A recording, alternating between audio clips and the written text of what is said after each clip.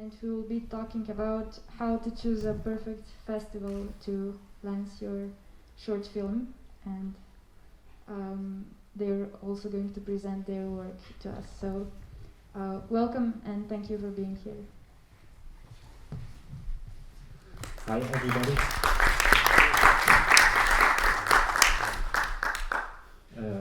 Hi everybody. So this is the first time I'm doing a presentation with a mask on, so I hope everything works smoothly.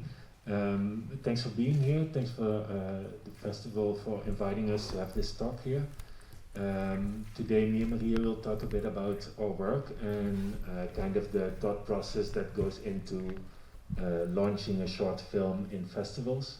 Wouter Jansen, I started a company called Some Shots 8 years ago, and that transformed into Square Eyes this year. I have a history of working as a film programmer at Go Short, short film festival in the Netherlands for 10 years. And during that period I kind of noticed that a lot of Dutch films had trouble going into the international festival world. So that's when I came up with the idea to launch Square Eyes. This was in 2011, 2012. So at that point we were still burning DVDs, writing forms by hand, posting envelopes. So that has changed quite a bit and it became a bit easier nowadays. And over the years I started out working mostly with Dutch short films, and that transitioned into more international films. And the last 3 years also into feature films. So nowadays I work with around 15 short films each year and 5-6 features, which are all a bit more non-mainstream films, I would say. And if you're interested to get an idea of the films I work with, at 4 o'clock today in the other cinema there will be a program with 5 of the films I work with. Also from my side, hello and welcome. Thank you for joining us today. Thank you to the festival for inviting us. My name is Marija Milovanovic. My background is also in film festivals. I started 13 years ago to work for Vienna Shorts, which is Austria's biggest short film festival. I'm the co-head programmer for the international competition Fiction and Documentary, and I'm also the head of the industry events there. And 2 years ago I decided to start an agency as well, focused on festival strategies and distribution. Before that I was working together with Wouter Jansen, back then for Some Shorts.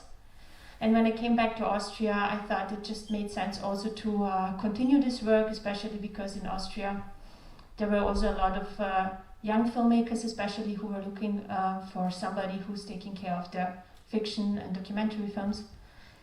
And besides that, we also decided to establish another kind of venue for our distribution.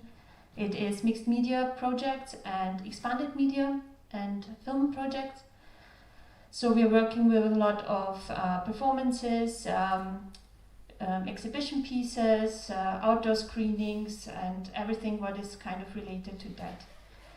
Our catalog is very small. We have between 10 and 12 films per year and projects what we can take in. The reason for that is that we are a very small team. So really to be able to offer a good service, an individual service to each film, we have to be very selective, which means we cannot work with everybody who reaches out to us, which is sad, but it's also kind of contributing to the fact that we would like to establish our catalog, so that the filmmakers, that the festival programmers also know what they get when they contact us and when they want to work with us, that they have an idea of what is laminate films. Yeah, so we are not doing sales, we are only doing the festival distribution. We are completely focused on that, but we do work with sales agents together. We also share films with other distributors. For example, with FeKK Film we have one project which is working in different ways, so we share this one. We have one film which we share with Zen Distribution, an Italian distributor, and we have also one film which we, for example, share with Interfilm, a sales agent. So we do work just together with other institutions to make the best possible distribution for a film. Yeah. maybe that's good to first off explain that. So what Maria mentioned, that we don't do sales. If you look at feature films, usually a sales agent does everything. So they do festivals, they do sales to television, sales to VOD platforms. But that's because with feature films there's a lot of money in festival screenings, and for short films it's mostly, it costs a lot of time, it costs a lot of money, and there's not that much money coming back. So for a short film, if you have a sales agent, that means that you don't have somebody doing the festivals, because it's really something separate. And I think because, like Maria said, that both of us have tried to keep a small catalog with really quality films, but it's much more oriented for festivals. And usually what's interesting for festivals and what's interesting for television doesn't overlap completely. So you have films that are much more, like if I look at my catalog, most of my films will never sell to television, but they do really well in festivals. So because we say we don't do sales, it's also so that we can keep our focus more clear on this festival perspective. Okay, so to start, what type of film do I have? Yeah, so I think the first step, or the easiest step to begin your festival strategy, is to realize what kind of film you actually have.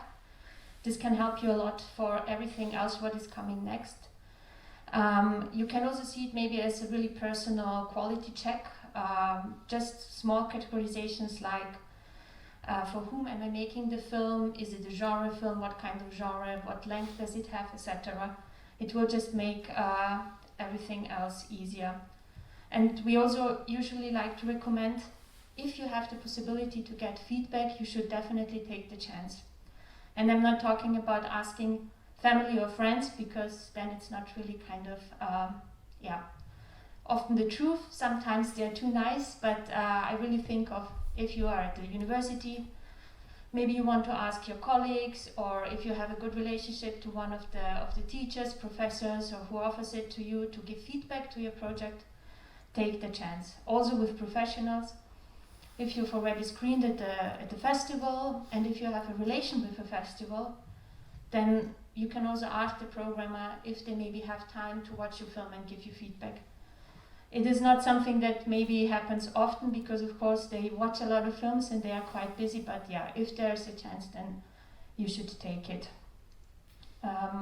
Maybe I think Wouter has also a really special story about feedback.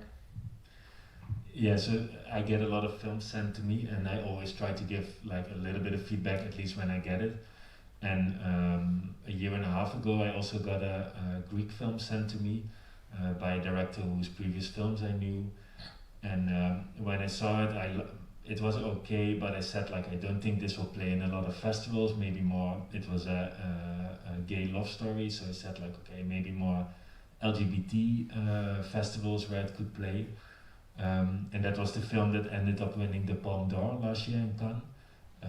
So that kind of made me realize that it's still difficult kind of to give like advice that always comes true.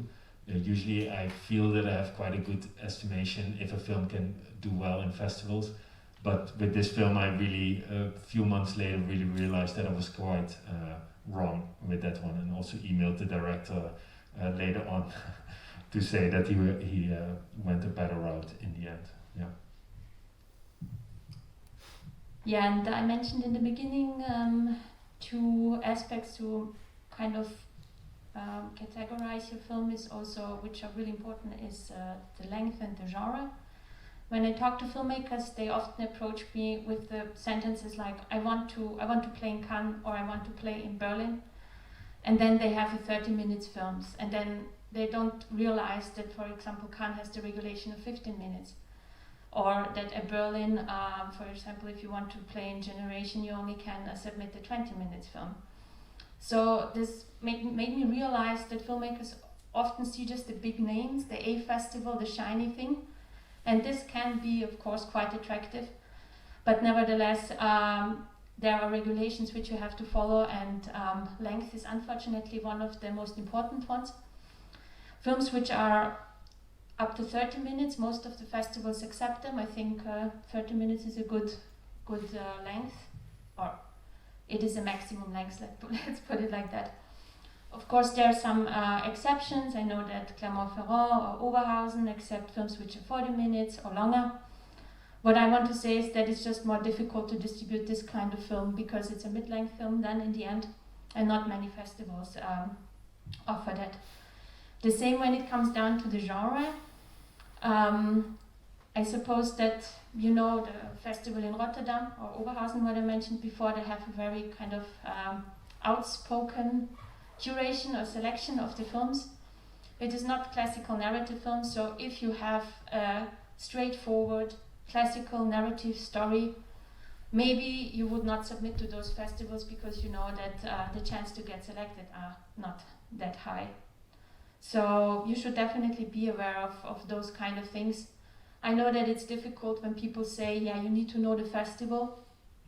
This is not what I mean. It's really more just about the frame and the basics, what you can definitely look into when you start your strategy. Yeah, and this brings us already to the next step. What are actually your goals? Wouter mentioned it before already. When I started working as a distributor, for me it was clear, yeah, if you make a short film, you definitely aim for a festival, right? Because what else could you do? But I realized that this is not the aim of everybody. I mean, some filmmakers are aiming for a TV spot somewhere, want to sell the film.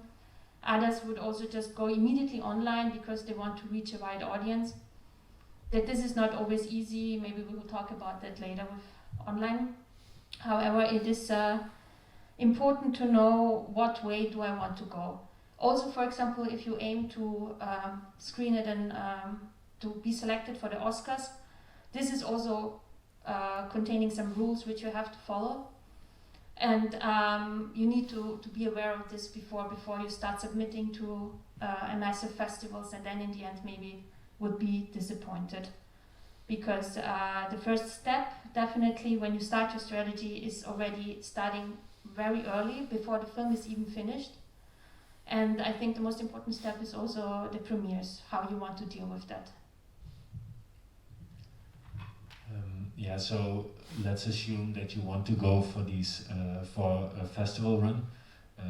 The first thing when I'm talking to a project is always talking about like, okay, what is the what are you aiming for a big premiere? So if somebody says we don't have any high expectations, that makes it easier. But if they say we want to go for Berlin or Cannes, or maybe we actually want to wait for all the big festivals and then only go out, that is the first thing that you kind of have to keep in mind. So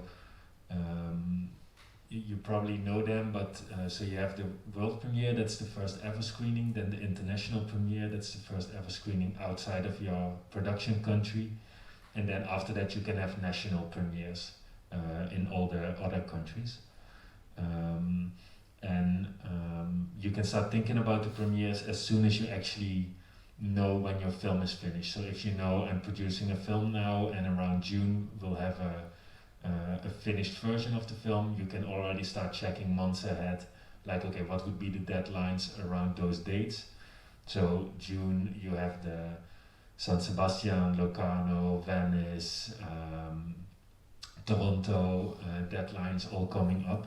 So that's then something that you can already think like, okay, I can already note down these premieres, so that I make sure that around that time, these deadlines for those festivals, so that around that time you would have the film subtitled and ready to be submitted for those festivals.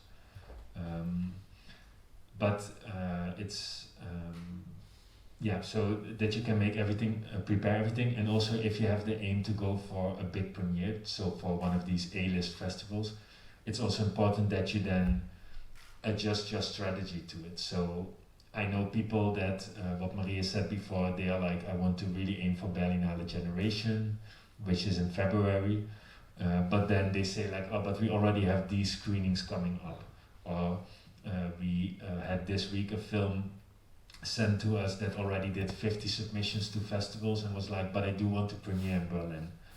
So if you want to aim for these festivals, you also have to kind of put your film to the side and really keep this premiere reserved for these festivals, so that in case you get selected, you didn't already blew your chance because you screened somewhere else.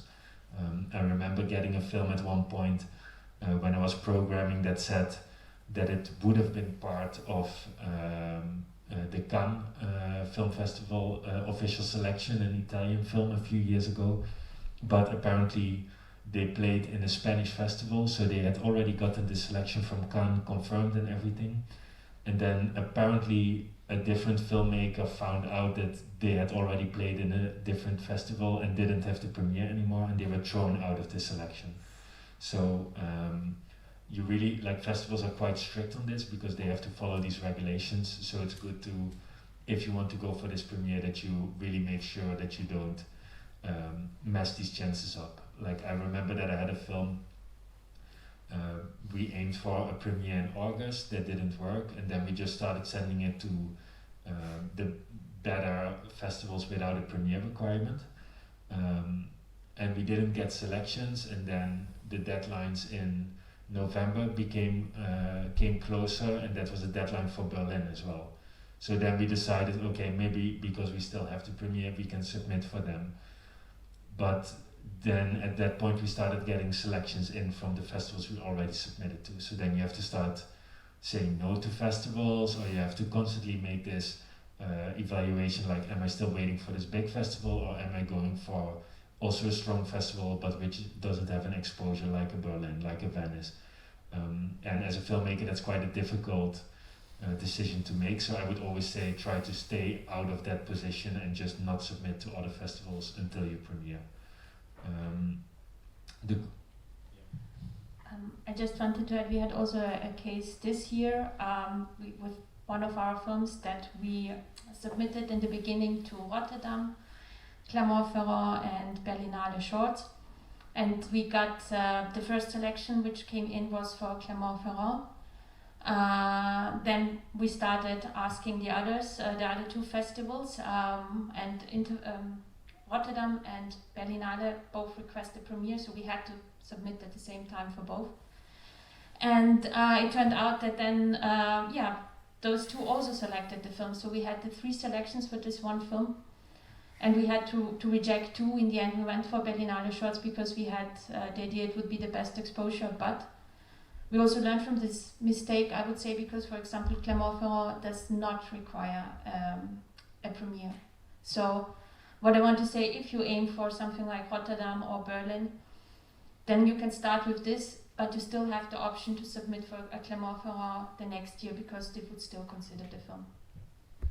And it's good to know that, like, usually I say that a film has around 1.5 years of lifespan before it's too old for festivals. Some festivals accept older films, but for a lot of the main short film festivals, they say after 1.5 years it's not as new anymore, and then the competition is really showing like what is being made nowadays in short film, like what is the current situation in short film. So if the film is older than that, you're not allowed to submit anymore. But I always say, as long as you didn't premiere, your film is not finished. So I have films that are laying on a shelf. Like this year we had a film premiering in Locarno a few weeks ago that we submitted to Venice a year ago. We submitted it to Venice, we submitted it to Sundance, we submitted to Berlin, we submitted to Cannes, and now we premiered in Locarno, and now it's a film that's finished in August 2020. Instead of that, we say it's a film finished in August 2019 when we actually started submitting it. So that also saves you that your film doesn't age and that you miss out on festivals. But it's good to know when we're talking about these A-list festivals, getting into these festivals is super difficult. For instance, if you look at a Venice or like Sundance gets around 9,000 submissions. I think they select 20 to 30 films that are not American. Berlinale has 8,000 submissions, I think, selects 30 in competition, so the chances of getting there are super slim. And then if you look at a lineup, you often see directors who've played there before also part of the selection. So it's just, even while I'm quite sure that the quality of my films is really good, it's still always kind of a small chance of getting into these festivals. Like, I haven't had a film in the main competition of Berlinale, for instance, ever that I submitted, only films that I started working with later. So you also have to be aware that if you aim for these festivals, that there's just a big chance that you won't get into it. Yeah, and also a good thing to know with these big festivals, it's also super expensive. Most of them have like 60 euro entry fees, something like that. So if you aim for 5 of these festivals, that's already 300 euros that it costs you. So that's also something you can think about, like, is it actually worth it? And I have to say that it's good to have one of these festivals, mainly for your resume as a filmmaker. I think it's easier to get funding after that if you can say, oh, I played in Venice before. It's not a guarantee to success. If I look at festivals like Berlin, Venice, Cannes, and I look at the lineups, there's a lot of films that don't play afterwards at almost any festivals. Like, I know films in Venice that premiere there and then play in 3 festivals afterwards. So being in those festivals is not a guarantee for success. And you don't need to have those festivals to be successful. Like, I worked with a short film 2 years ago called Swatted, and we premiered that in Winterthur, which is one of the biggest short film festivals, but it's not an A-list festival. And at the moment, I think the film played in 160, 170 festivals, was Oscar qualified, won over 25 awards, I think. So you don't need to have this super big start to have a good festival career. It just makes it a bit easier, I would say. Like, for me, it's also having films that have a big premiere makes it easier to knock on the door of a festival and say, can I submit it to you for free? So especially for the American market, which is just super expensive, all the festivals have entry fees. If I can say this film premiered in Cannes, it makes it more easy for me to get a waiver and not pay. Does anybody already have a question maybe at this point? No?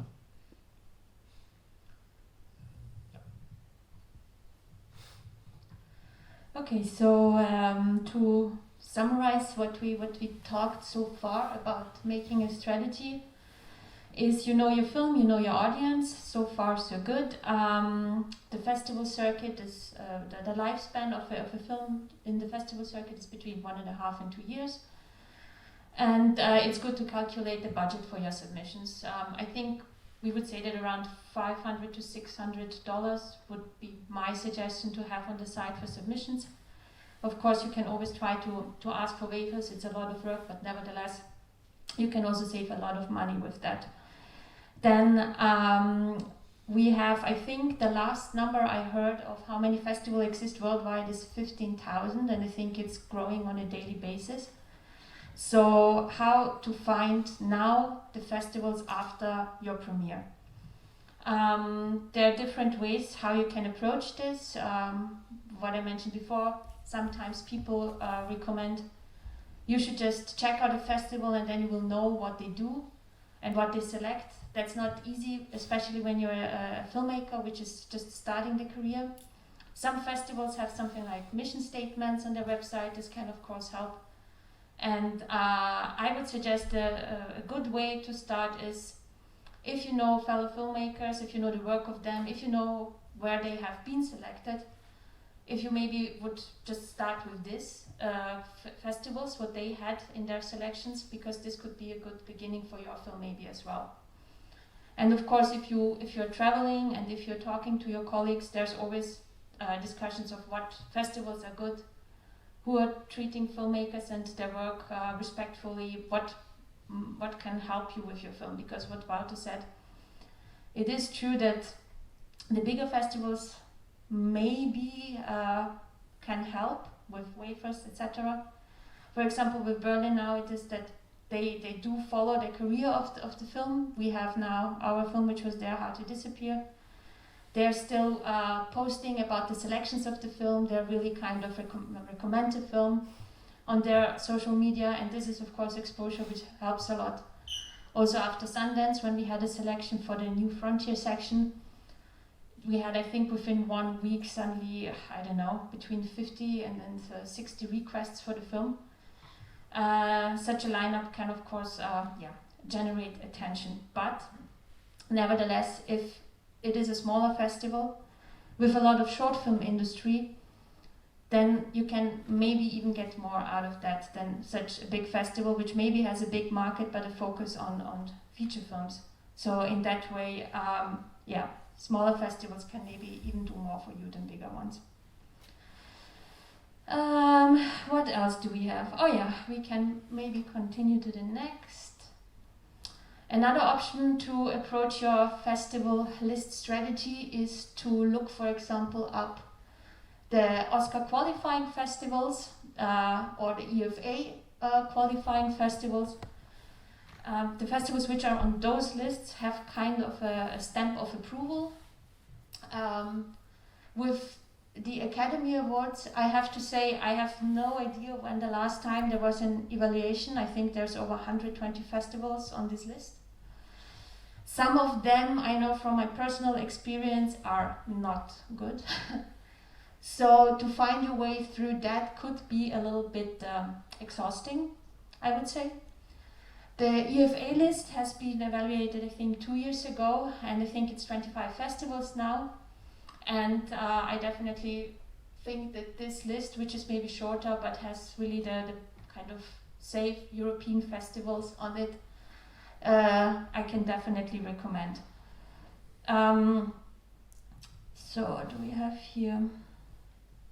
Yeah, this already mentioned, especially also with the Oscar qualifying festival list. A lot of festivals on there are just American festivals, and I think everybody who already started submitting to the US festivals knows that they're just really expensive. So yeah, I think if you would try all of those, it could go up to $1,500 if you really want to try all of them. Yeah. We also have, when we are planning our strategy. Oh, yes. Would you recommend the short film conference as a reference for filmmakers as well, because there's a list of festivals? Yes, definitely. The short film conference was founded, I think, 3 years ago. Longer? Okay. Longer ago. I just realized them with their meetings in Clermont-Ferrand and what they offer and the discussions, and I think all the festivals there are also really, really good. So this is also something what you can definitely follow up, yeah, the short film conference. I mean, every list that you, like with the short film conference, there's also a code of ethics connected to it, so all the film festivals kind of say we will treat the films in the best way possible, and also the filmmakers. So because of that, it's immediately a good list to look at. What you will see is that it overlaps a lot with the EFA and with the Academy list, so that you already see that the quality is there. It's just that, like Maria said before, there's 15,000 festivals, so if you have like almost every list that appears, that kind of makes it a bit more easy to grasp. I would recommend looking at that. Like when I started out, I especially did what Maria mentioned. Just like I had a human rights documentary, and I remember the film from the year before that played a lot, and I just copy-pasted where that film played and started submitting to those festivals. But I also just Googled stuff like best short film festivals in the world, and then started with that list. So it's more that you kind of have a, if you go on a platform like Film Freeway and you see 10,000 festivals on there, it's difficult to get an idea of like what is now a good festival and what isn't. So all these kind of lists that give a bit more of a smaller overview of that, I would recommend looking at that. Yeah. Yeah. So this is about the list that when we do our strategies, we also think about, for example, the national premieres, because it is also often the case that some bigger festivals or more established festivals in a country demand the at least national premiere. When you sort your list, then make sure that you start submitting with those festivals first, if you want to go with those festivals, and not submit at other ones. I had it now in Spain, which has also multiple festivals which require premieres, national premieres. There is one festival which selected a film, and the problem with this one was that they could not guarantee that the festival will take place, because if the second wave of Corona hits them, then they will not replace it with an online edition, and they will also not hand out the awards. At the same time, another festival which did not require a premiere and also had really good award monies and was really enthusiastic about the film, had already everything set for online, was the second option what we had, and we decided to go for this festival instead of the one that is insecure if it will take place. I mean, this is also a decision what you in the end have to take in consideration then if it comes to such a moment, especially in Corona times.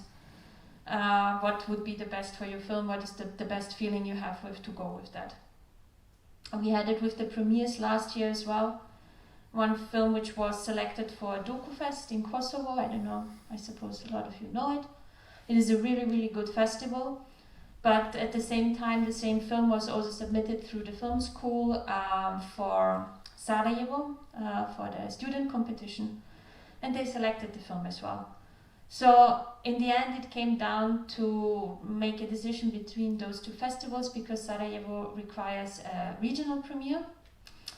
And we agreed on going with Sarajevo, although I think DokuFest, who has also a lot of industry attending, who has a wonderful selection, I think could maybe even have more done for this one film in the end as the Sarajevo student competition. And what I also wanted to mention about, we didn't talk about it before, but we are talking about these A festivals, and I don't know if everybody here understands what an A festival actually is. Because it is, for example, a Sundance is not an A festival. Festivals which are A festivals are accredited by the FIAF. I don't know the long term, the Federation of Producers, blah, blah, blah. And all film festivals which are accredited with them are kind of the A festivals, which are also requiring premieres, red carpet, etc., etc. So this, I just wanted to mention that, for example, all the good festivals doesn't necessarily need to be an A festival as well.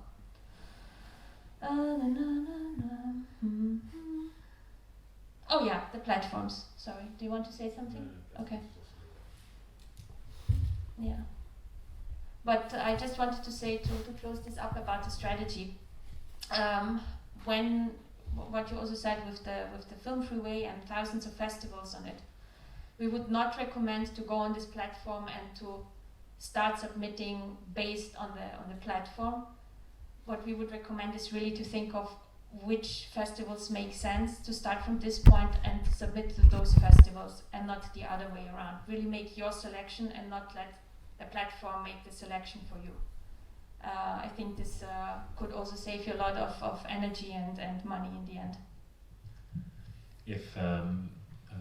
If I look at the strategies we usually do, I think it's around, for most films, I submit to 150 to 200 festivals over that 1.5, 2 years, what I make the plan. So even though there's so many festivals, if you just want to select to the better ones, there's quite a small number only out there, I think. And a lot of what we are saying now is really aimed for like really strong films. So always aiming for this A-list festival, then going to what is your national premiere and everything. For some films, I've also kind of just shown all of this overboard and just started sending it to good festivals at least, and not care too much about premieres. So you don't have to make such a big thing out of it. Like, I have filmmakers, because I've been talking so often about premieres, that they are afraid to screen the first time, because is this the festival where I want to have my international premiere? And then with every selection that we got, we had to go into a new discussion. Is this the festival where you want to premiere? What would happen if we maybe want to aim for this festival that takes place in 6 months instead of this one that we have now? And I'm quite relaxed normally with it, that I just think that you should just start screening, because when I started waiting for festivals and then that festival doesn't select you, 6 months from then on you don't have anything. So you say no to a festival, wait 6 months, get a no again, and then you have nothing. So I would always, at least if you make this list that Marija mentioned, if you make a good list in the beginning and then just follow that, and then not care too much about these premieres, because in the end, I think mainly the world and international premiere are something you have to kind of have an idea about. Your idea can also be, I don't want to have an idea about it and just go out with the film. But besides that, I wouldn't stress too much about all these national premieres and everything, especially also now, like we both had to adjust our strategies completely because of Corona. Like I had a film that premiered in Rotterdam, which won in Rotterdam. It's partly a Russian production, so we had the Russian premiere set for May, and then had 3 more festivals set directly after that. Then the first festival postponed, but they wanted to keep them Russian premiere. So then we had to decide, do we cancel everything that we already confirmed after that because they are moving, or what happens now? So also, for instance, I have a film that premiered in Locarno. Locarno decided to go online and screen the films worldwide. And then at the same time we got a selection for Sarajevo for the main competition, but they had to cancel the invitation because the film is also in Locarno and screening in the region online. So nowadays it's much more difficult, kind of like before you just knew a festival takes place on this date, so if I premiere there then I can do this afterwards, and now you constantly have to adjust. Like I have films that are selected in Cannes, and Cannes will take place in November now for the short films instead of May, and they want to keep their premiere as well, for instance. So it's like it's quite tricky now to really strategize, so that's why I would also say really keep in mind to just be a bit relaxed about it. So be prepared. When you start submitting, make sure that you have everything ready for in case you get selected. Already think about trailers, prepare all your materials, think about your synopsis, your biography, maybe also as a director that you have an online presence. I don't know how often it is that I'm, for instance, Cannes publishes their lineup. I'm Googling all the films and the directors and I can't find them anywhere online. I can't find an email address, whatever. So just have some sort of online presence, like even if it's just a one-page website or maybe even a Vimeo profile that has your email address on it. That already helps. Like it's so weird how some people are just not findable online. And then, like I would say, these are kind of the basics that I always prepare. So just the credits of your film, contact details. Also think about who will be the contact of the film. Will it be the producer? Will it be you as a director? Maybe you have a distributor. Like who is the one that you always communicate? That you also make sure that this person is reachable. Not that it's an intern working at the production company that leaves and it's her address and then nobody can reach her. Or it's your student address, but you graduated with this film, so that student address will disappear and then nobody can reach you anymore. So really think about this. Think about stuff like a synopsis, a logline, stills, dialogue list, etc. And with all this stuff, you kind of have to think, like from my programming experience, I don't look at any of this. Like maybe a still I see in the database when I'm watching films and I think like, oh, this looks attractive, but I'm not reading a synopsis before I watch, I'm not reading a biography before I watch. I really just watch the film and the film has to communicate everything to me. But with all this stuff, you have to think this is for an audience.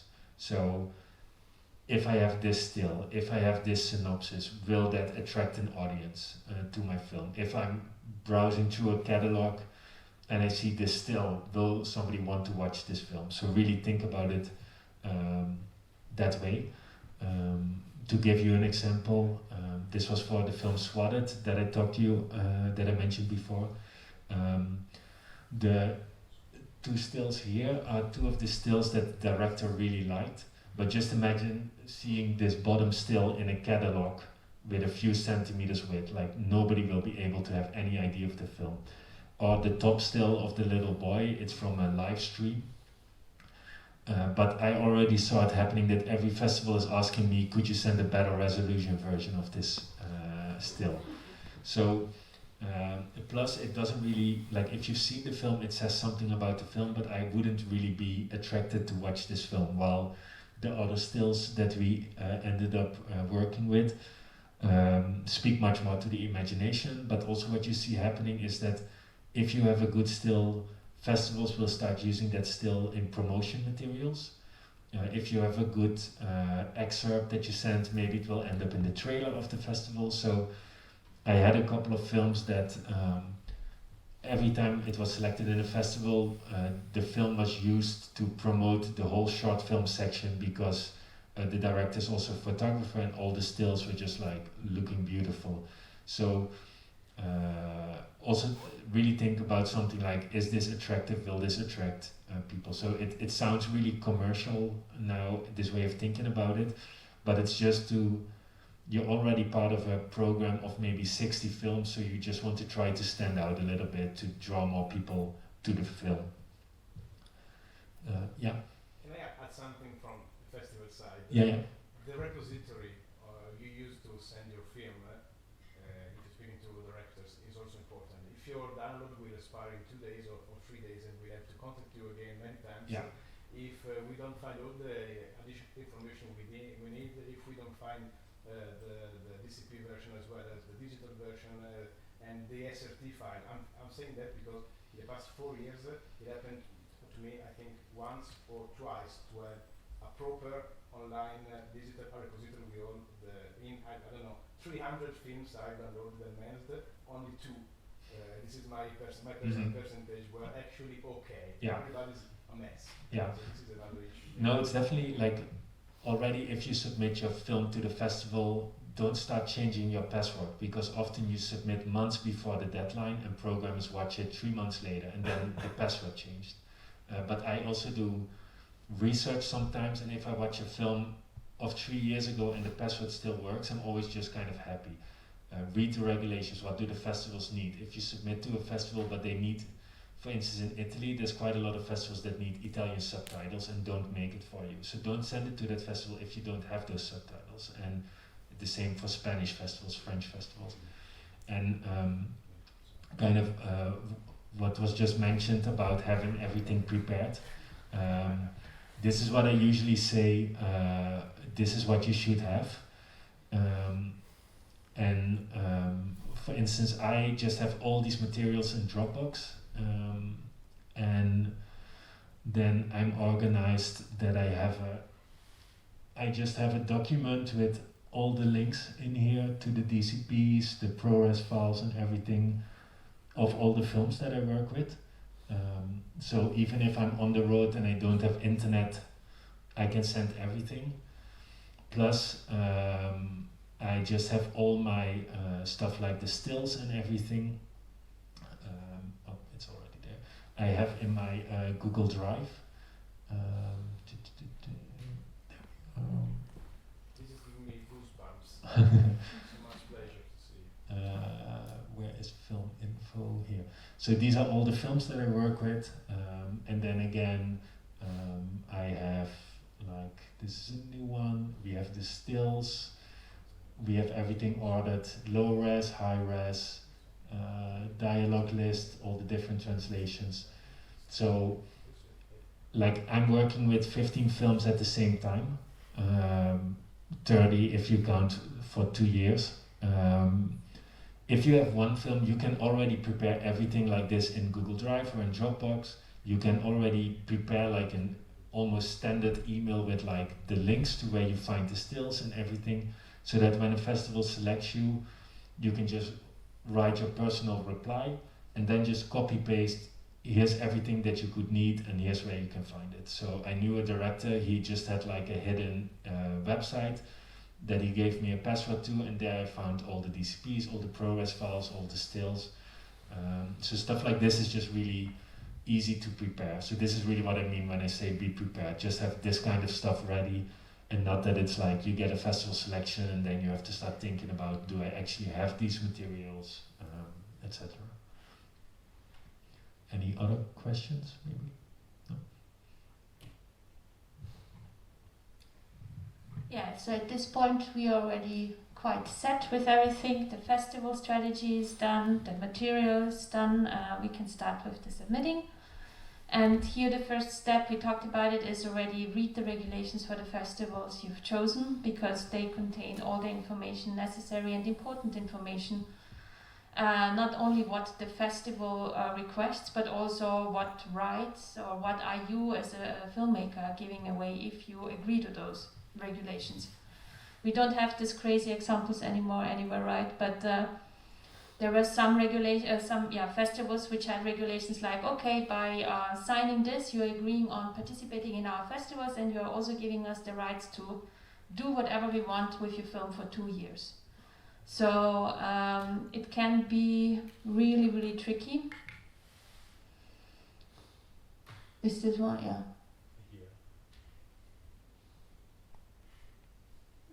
Yeah, non-exclusive rights, you're giving this away by signing that. Yeah, this is unfortunately still happening with some festivals, so take care of that. And then of course festivals describe exactly what they're looking for. Let's say go short, animation, it has a European focus, so if you have an international production which is not European, it doesn't make sense to submit there. But they on the other hand also have a student competition, so you have a European student film, you have even an own section for that where you can submit. Is this a question up there? No, okay, sorry. Also the whole premiere things, what we went through already, what do the festivals request, everything is submitted there, written down there. And also, again, from a programmer perspective, I can say we receive every year again films which we accept only 30 minutes at Vienna Shorts, and we still receive films which are 40 or even longer. And we do realize that even if you fake the length in the film freeway, that it's 30, when you watch, we will see that it's not that. So it would save you time, eventually money, if you just don't do that.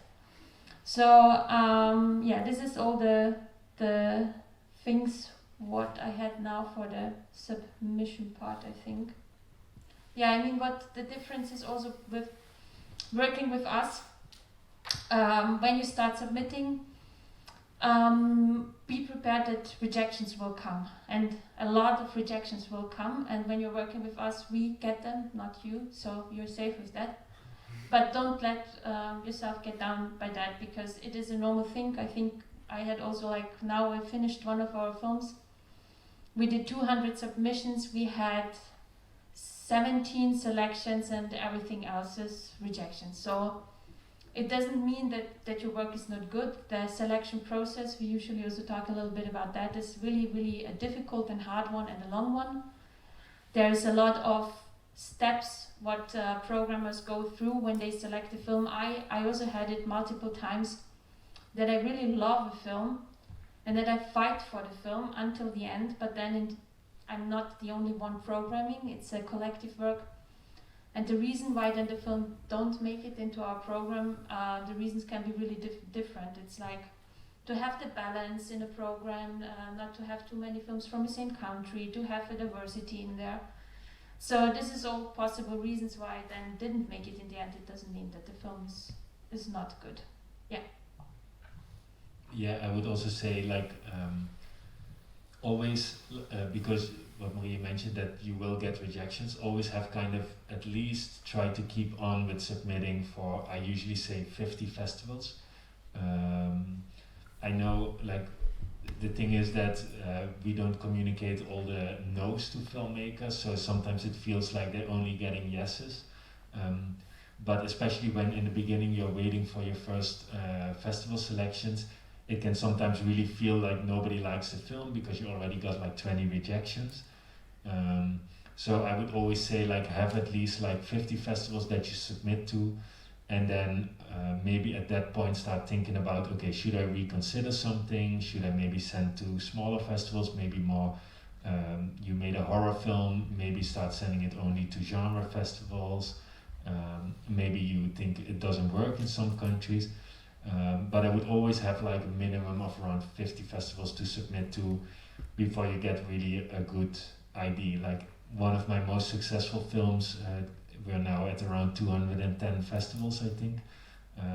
That film was also submitted to 400 festivals. So my most successful film still got 50% of all submissions rejections.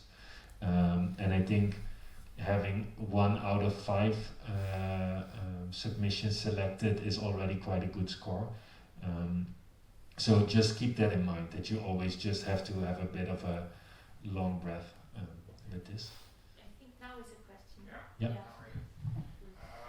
I would just like to maybe for someone who is new to this submitting thing, and there's lots of platforms, and sometimes the festival has its own web page where you have to figure out how it works, and maybe do you have some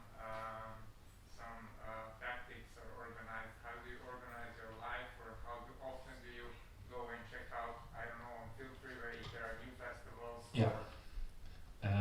To give an idea how I organize my life,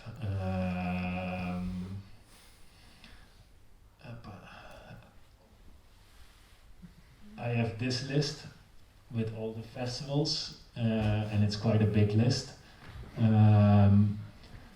And then I sort all the festivals on importance, country,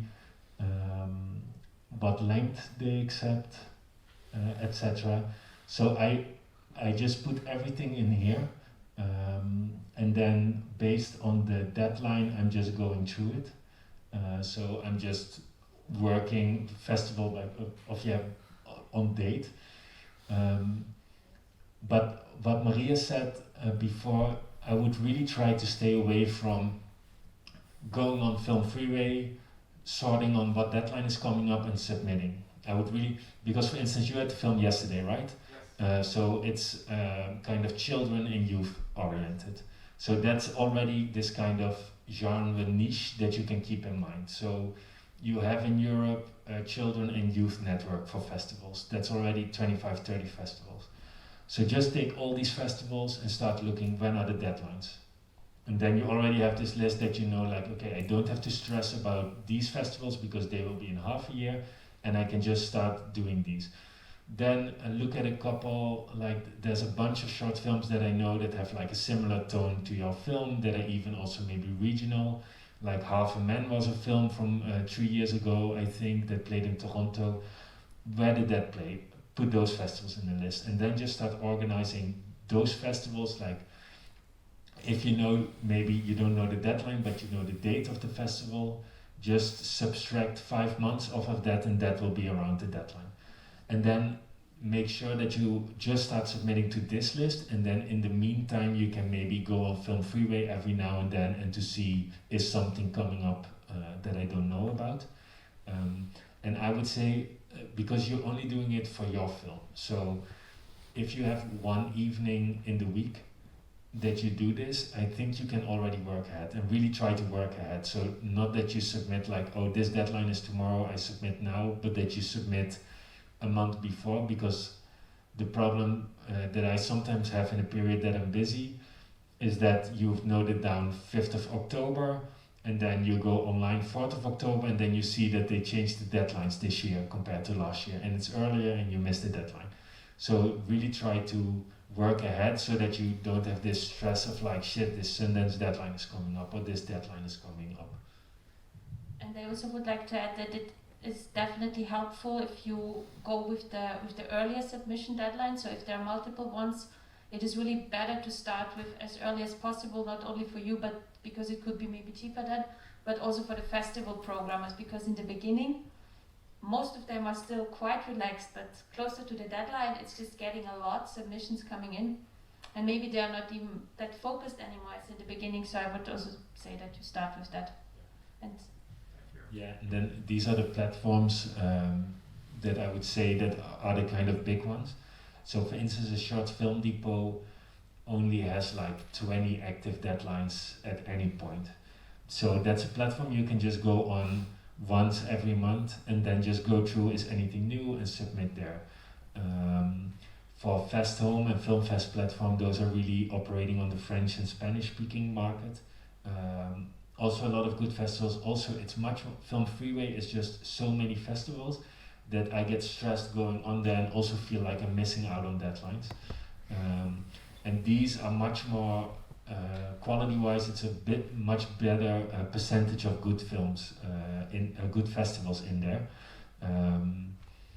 So really do that and be organized, because what you also have is that a lot of festivals are on multiple platforms. So you can submit on Film Freeway, go on Short Film Depot, see the same deadline coming up, stress, submit there as well, because you see that you didn't submit on that platform, and then you pay twice. So yeah, so be sure to do that. And why we also say not to look too much on these platforms is that there's a lot of festivals that are not on these platforms. So like Lago Film Festivals here, they still have their own submission form on the website, for instance. So you wouldn't know about that festival if you're only looking on Film Freeway, what is coming up. But if you would look at, like their selection is good, so if you have like one film that played a lot, you probably see Lago in that list. Or so you really have to think about it a bit outside of these platforms, I think, to really get the best festivals. Because a lot of festivals are on purpose not on these platforms, because you get like 6,000-7,000 submissions when you're on this platform and 2,000 when you're not on this platform, and it's just not doable watching so many films. So yeah, better. Yeah. I just wanted to mention that I use Film Freeway and Short Film Depot for my last film, and actually at Short Film Depot you have to pay these stamps to apply for the festival. So I was looking for the same festival at Film Freeway where it was for free. So I decided for free platform, and then again Short Film Depot that has less festivals and better festivals. Yeah, the Short Film Depot has a click fee, so you pay €2 to submit a film. So often now, especially also with film festivals that have a submission fee, it's like €10 submission fee on Short Film Depot and €10 on Film Freeway, but then you have to add the €2, so then you can better do it on Film Freeway. And sometimes the festivals have a platform and one registration possible on their website. Sometimes it is for free on the website, but then you have to pay at the platform. So maybe you can also mark this in your list when you went through the submissions, what makes more sense for you, what is better.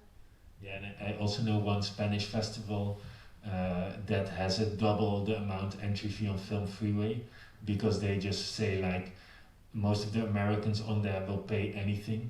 So the people that will submit to them from their own country will be on Fest Home, and they're on Short Film Depot, and on Film Freeway it's more expensive. So they're like, if you don't do your research, that's kind of your own fault, but you pay double. So it's definitely good always to approach it from the festival website, and then see like, oh, they're on these platforms, and then maybe compare what the difference is in the platforms.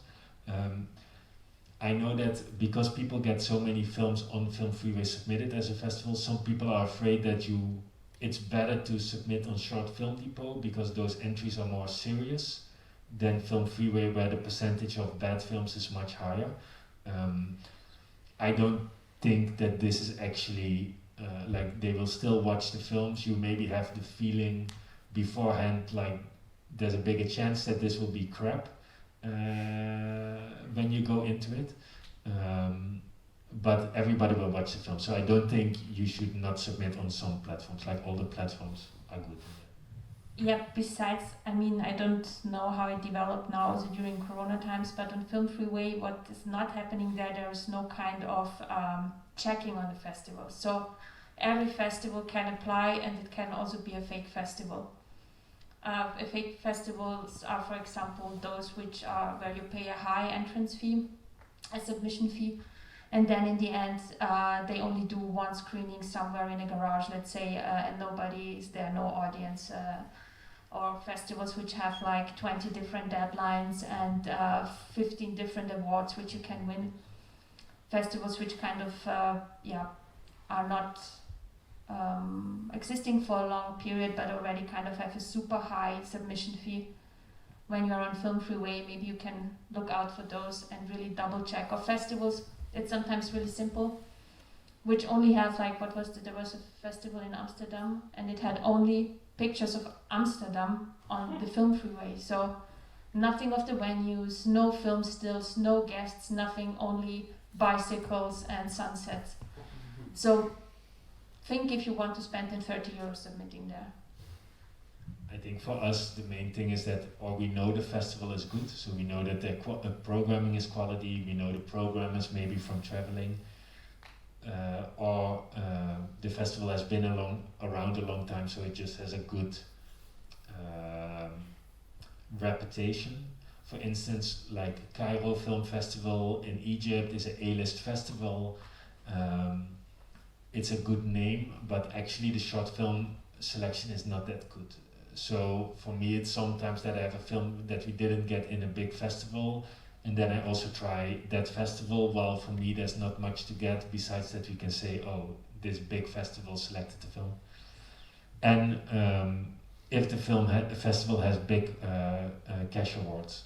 So I know festivals that I actually know that the screenings are quite bad.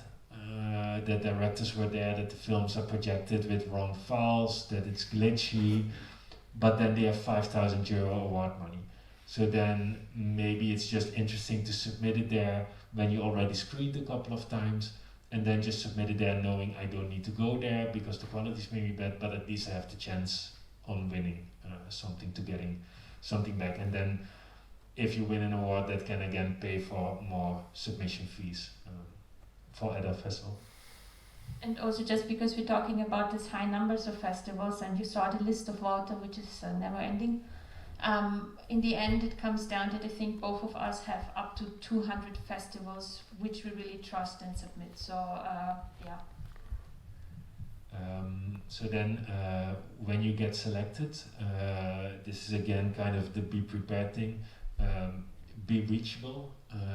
Like both of us, we can't really go easily on holidays because we constantly can get emails from festivals, which also happens.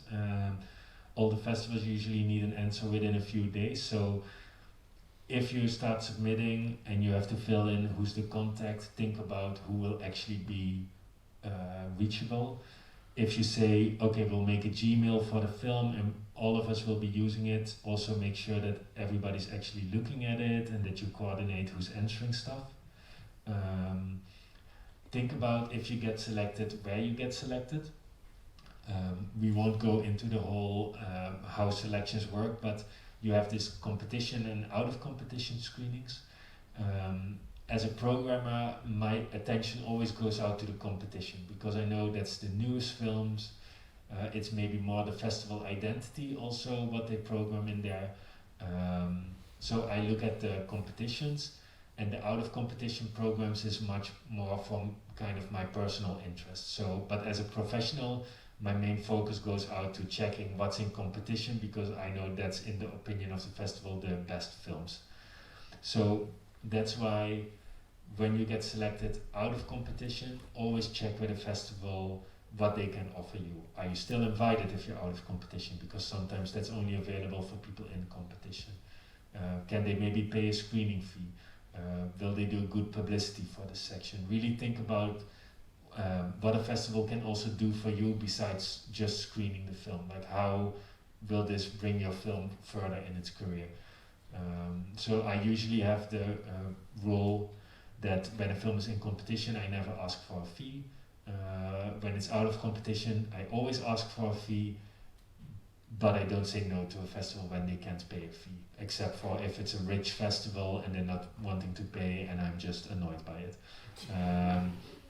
So this asking fees, I know a lot of directors don't really want to do this because they feel it's not respectful towards the festival. But I think it's also a way of being professional, and just decide for yourself, what do I want? If I don't get a fee, do I then say no, or is it then still okay? But just kind of have an idea about this. One of the directors I work with, Michael Frey, used to send this poem to festivals when he got selected out of competition. Also, if they couldn't pay for the screening.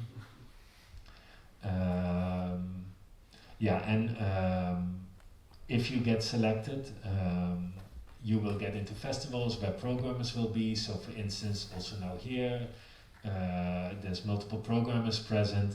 So there's a chance that after the festival you will get a request. If you get into a big festival, you often get requests already before the festival.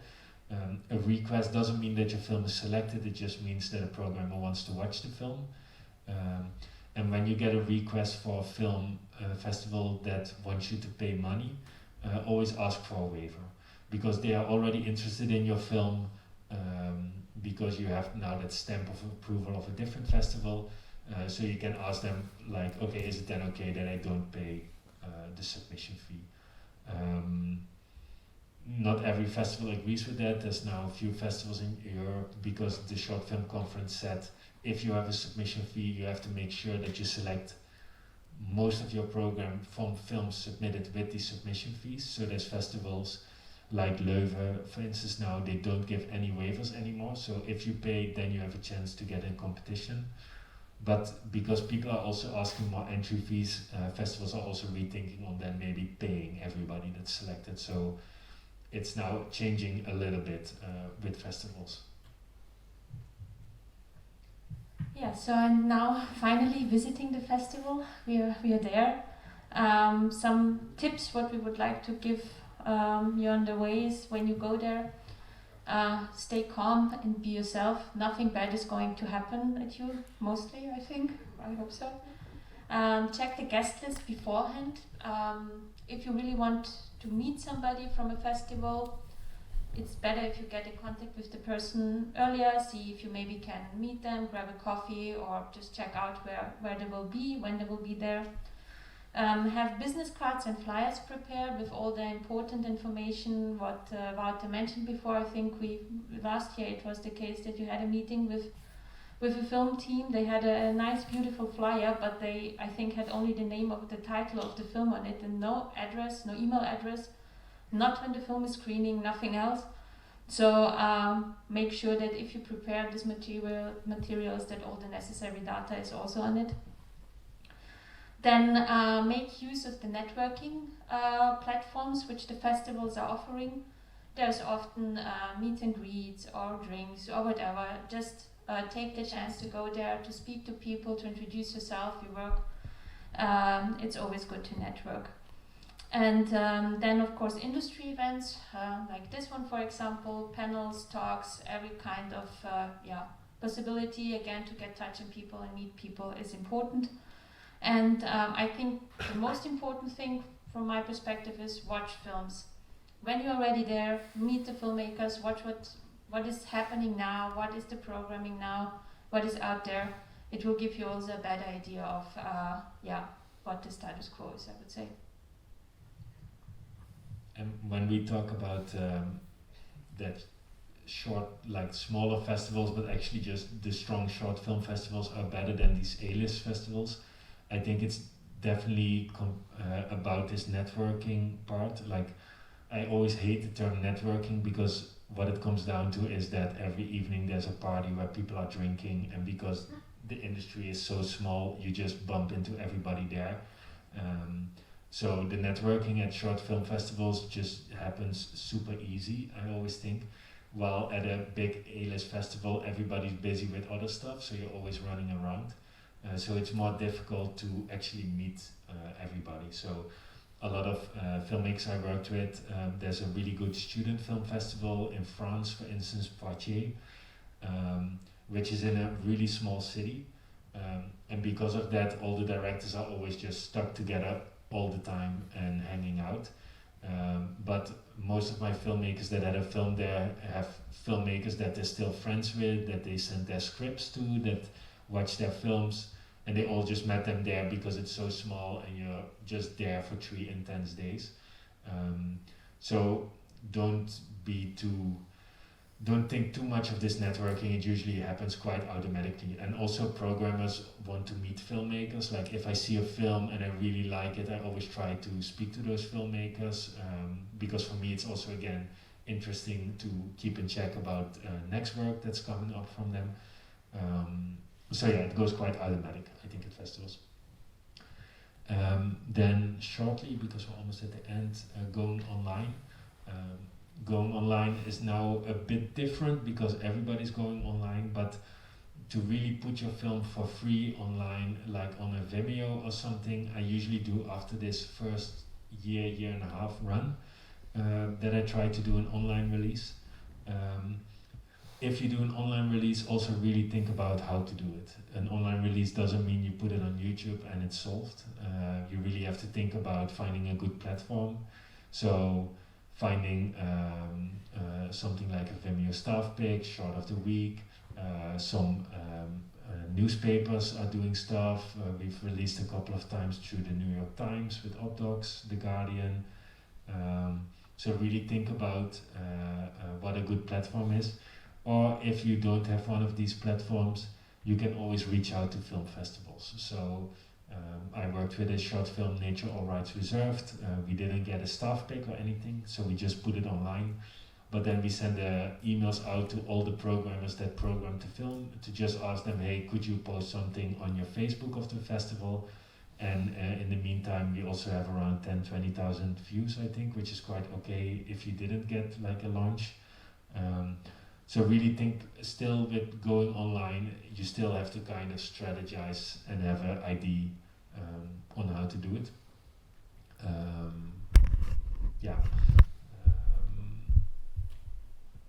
And then last but not least, make a next film.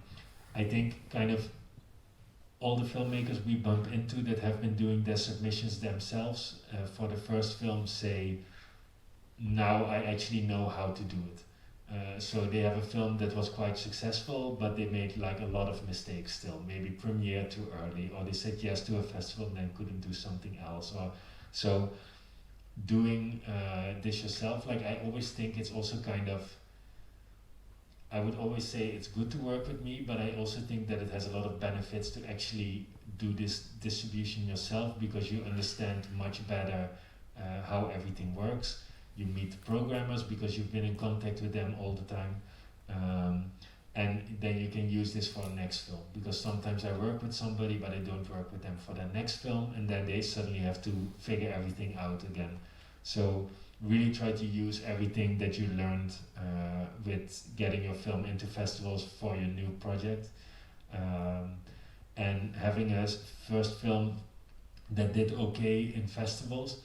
That means that a lot of programmers have probably been seeing that film, and that can give you a kickstart again for your next film. So I worked with a Bosnian Dutch director, Ana Sanjarovic. She did a film called Travelers in the Night and Fanway, which both did quite okay in festivals. But because those films did quite okay, there was some programmers from Cannes that saw the films in festivals throughout the year and really liked it and were in touch with us. And in the end, this led to us that her first film after graduation got selected in the Director's Fortnight in Cannes. And this was really because the programmers started tracking her because they knew about her film, and then were just like keeping posted on what's happening next. So not being in an A-list festival or maybe bigger festivals, but at least playing in festivals still gives you exposure and kind of a chance for your next film to maybe catch up to that. Can I ask a short question? Yeah. Did you ever take out a film because it was not selected for competition? Because it happened to me quite every year. People, like writing you an email after you let them know it was selected for Panorama or whatever, and then they say, okay, we won't. I try not to do it, but sometimes it's up to the directors. So for instance, last year I worked with Flow from Adrian Lokman, that you might know. he didn't want to be out of competition. He was like, the first half year, my film is too new, I don't want to play out of competition. But when I submit to a festival, I think this is for both of us actually, like, we don't want to say no. Like, we submit with the idea that we that we can say yes and are going to say yes in case of a selection. But it's more that sometimes you get a selection out of competition and then you have a competing festival that says, oh, we could program it in competition, but then we need the premiere in that country. So you sometimes have that, but because we usually look on a national level, there's often not, like here in Slovenia, like what would be a different festival that you would want to keep this premiere for in competition. So I think every exposure is good exposure almost. So it's, for me, it's more up to the filmmaker, and then I also try to be clear up front that, like, we're aiming for competition and nothing else. So often it's also in the regulations when you submit that you can say, I also want to be considered for out of competition. Then we don't fill that out. So do you think the festivals should put this on the entry form, which would make it easier? Because you damage the film as well if you are doing it too often. Yeah, I think it's just not good for your reputation as a filmmaker, and I don't want to do it because it's not good for me as a reputation as a distributor. So I think it's good for a film festival to be upfront, but at least if your communication is clear, I think you can do much more. But I think it's also that filmmakers really have the feeling that out of competition means that it's not good enough for in competition or something, and sometimes it's just like we both have films that we love that don't end up in competition. So I think because we both have this programmer's perspective, we just know, yeah, sometimes out of competition means that somebody that loved the film still found a way to put it into the festival. So I usually try not to pull it at that point, but it's really up to what I agreed with the director. And what I also had a situation sometimes that, for example, we submit to, let's say, premiere requesting festivals, and then we get a request from a festival which would like to curate it in a program. And what we then do is we reach out to these festivals where we submitted with the premieres and check, like, hey, can you give us a status update? Because if the film is not selected there anyway, then of course we would like to take the chance to be screened at the festival which requested the film. So this is maybe also something, if you're really in this situation that there are two festivals asking for your film, before you say no to the one which requested it, maybe you can check what is actually the status of the other film. I think because we know the festival perspective just so well, that we just want to also have a good relationship with the festival, and I think that we're not like, we're secure, we know that our quality of the films is good, so that it's not saying anything being out of competition. So I know it's mostly production companies that are just like, okay, out of competition, then you pay €100, otherwise we pull it. And you also have to be flexible in that, because €100 from a Swiss festival is different from €100 for most Eastern European festivals, but they still have this one standard what everybody has to pay. So I think you just have to be kind of flexible in this, and also just think what you want to reach. I'd rather have good exposure of a film than saying no to selections while you don't really have an alternative for that country, for instance. Yeah. And just a short, you showed us your Excel huge list, which is really interesting to see and how you work with it. What does the festival have to do or not to do to be taken out of your list? You know what I mean? Yeah. I mean, I have festivals I have a bad relationship with, but that's just because they are like, I now have a festival, I don't know who I'm emailing with. It's constantly signed like, greetings, blah blah blah film festival, and I'm like, okay, I just want to have a personal contact, and then every question that you ask is too much and stuff like this. So sometimes for me it's more like, if the working relationship is not nice, then I just stop submitting there. So I just have to feel that there's recently I was thinking, I have a couple of festivals that I actually think are super small, but just because the people working there are so nice, and I'm always like, when I'm in touch with them, it feels like they're doing everything for the films, that they are always on my list. But actually I don't really have a reason, like they don't have cash money, the cash awards, they don't have, but just because I respect the festival, I think their selection is good, the people are nice, I just keep them on there. So I think it's just like, as long as the communication, that's like for me always a big thing. And I've had festivals that screen films without communicating. So you submit and then you suddenly find out a month later that it was in the festival without knowing about it. Festivals that don't pay prizes afterwards, stuff like this, then I'm stopping submitting because I can trust the festival in a way. And I have two things which drove me crazy this year and last year. The one thing was, it was a huge festival, very established one, selected one of our films. It was about going online. We agreed really with a contract, a signature, that the screenings will be geo-blocked. We signed it. 2 days later, the festival comes up with, okay, the festival director decided he wants to screen worldwide. So this is the new deal. And after trying really with a lot of effort and talking to explain why this is not working for us, the festival decided, and also suggesting alternatives, the festival decided you have two options. You stay and take the conditions, or you leave the competition. We left the competition, and I think I will still have to be in contact with this festival because it is a big one.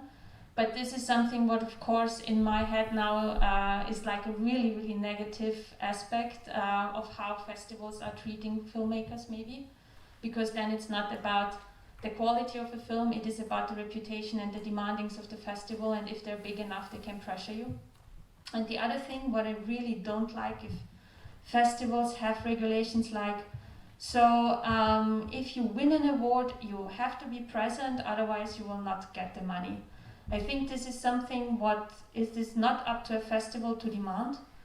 There can be different life situations why a filmmaker won't be able to attend a festival, and then it is absolutely not fair to take away the award from them because of this reason. Because in 99% filmmakers want to travel to festivals and want to be there and want to talk about the films, but there can always be a reason why it's not possible, and festivals who are really sticking with this could also get out of my list. Any other questions? Yeah. Maybe can you tell us from the year 2019 and 20, because this year is different, what were your, where did you get to, which festivals, what was your underlying year, how successful were you with applying to festivals and getting selected? So I have my best year yet. I have 5 films in Cannes this year, 4 in Locarno, 3 in Toronto, 3 in San Sebastian. I don't have Venice yet this year. So it's quite a good year, but it's just shit because the directors can't travel. So we're selected in Cannes, but the directors can't go to their premiere and stuff like this. So it's kind of like, film-wise, I'm really happy, but for the from a director's perspective, going online constantly, just being able to do a video message and stuff like this, it's quite a disappointing year. But most festivals are still happening. I think it's like the more important festivals still find a way to do it, and they can do their budget differently, but it's mostly the smaller festivals that add up to like having 200 selections for some films that are now really suffering, I think. So it's just like the quality of festivals, they are still there, but you just have less amounts of festival selections, I think. Yeah. Yeah, and for me it's a little bit difficult because we're only existing since 2 years, but there was definitely a success since the beginning of the year with selections for Sundance and Berlinale. We have 2 years in a row now films in Sarajevo in the competitions. We started collaborations with institutions like Thoma Foundation, Ars Electronica, When it comes to the expanded media programs, etc., we have films which started in January and February and have already up to 50 selections. So in that way, I would say it is definitely a successful rise, if you want to put it like this, but I also don't have too much to compare for now, so let's hope it's getting better. There are still some festivals on my list which I definitely want to have a selection for at some point.